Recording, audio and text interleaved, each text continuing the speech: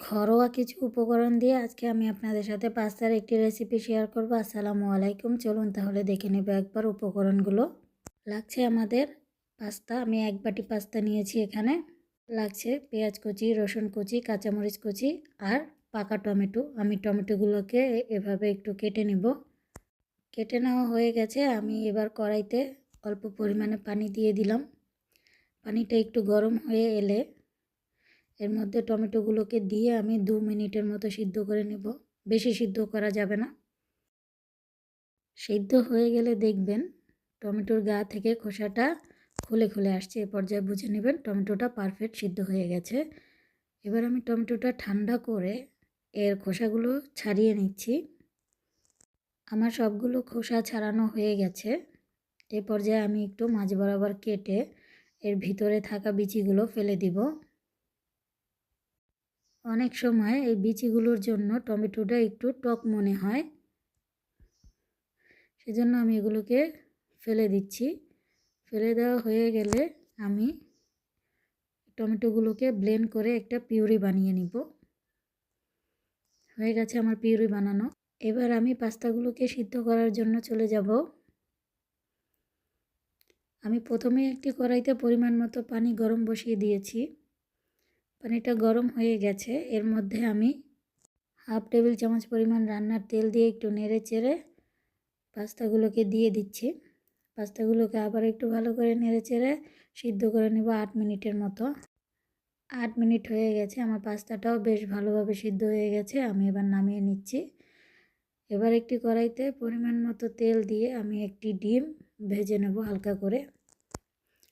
ডিমটা সামান্য পরিমাণ লবণ দিয়ে ভেজে নিচ্ছি। আমার ডিমটা ভাজা হয়ে গেছে। আমি এবার তুলে নেব।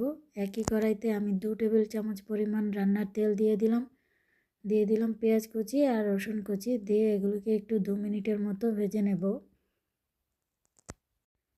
ভেজে নেওয়া হয়ে গেলে এর মধ্যে আমি দিয়ে দেব এখন আগে থেকে সেই টমেটোর পিউরিটা দিয়ে দিচ্ছি। আমি টমেটো পিউরিটা দিয়ে আমি একটু ভালো করে সব কিছু একসাথে মিশিয়ে নেড়ে চেড়ে এটাকে রান্না করতে হবে প্রায় 5 মিনিটের মতো। এ পর্যায়ে আমি এর মধ্যে দিয়ে দিব কাঁচামরিচ কুচি। কাঁচামরিচের কুচিটা দিয়ে আমি একটু নেড়ে চেড়ে ভালো করে মিশিয়ে নেব। মিশিয়ে নেওয়া হয়ে গেলে আমি এখন এর মধ্যে অ্যাড করব সামান্য পরিমাণে লাল মরিচের গুঁড়ো। মরিচের গুঁড়োটা দেওয়া হয়ে গেলে আমি আবারও ভালো করে নেড়ে চেড়ে এর মধ্যে দিয়ে দেব সিদ্ধ করে রাখা পাস্তাটাকে আমি দিয়ে দিলাম। দিয়ে আবারও সবগুলো উপকরণ একসাথে নেড়ে চেড়ে মিশিয়ে নিচ্ছি। আমার এই ভিডিওটি কে কোত্থেকে দেখছেন অবশ্যই কমেন্টের মাধ্যমে জানাবেন।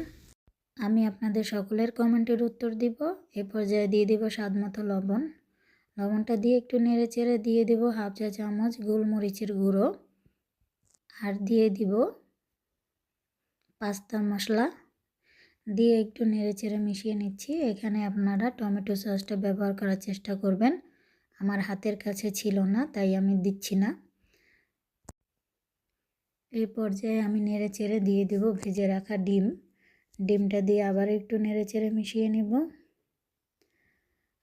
আমি এখানে চিলি ফ্লেক্স ব্যবহার করব না, কারণ আমি যে কাঁচামরিচটা ব্যবহার করেছি সেটা যথেষ্ট পরিমাণে ঝাল ছিল, সেজন্য আমার আলাদা করে চিলি ফ্লেক্স ব্যবহার করার প্রয়োজন হয়নি। আপনারা দিয়ে দিবেন।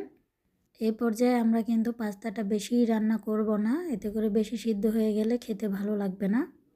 আমরা এখন নামিয়ে নেব। আর আজকের পাস্তা রান্না আপনাদের কাছে কেমন লেগেছে অবশ্যই কমেন্টের মাধ্যমে জানাবেন। আমার মতো অল্প সময় আপনারাও বাড়িতে এইরকম মজাদার স্পাইসি একটি পাস্তা বানিয়ে খেতে পারেন।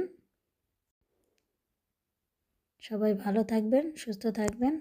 আল্লাহ হাফেজ।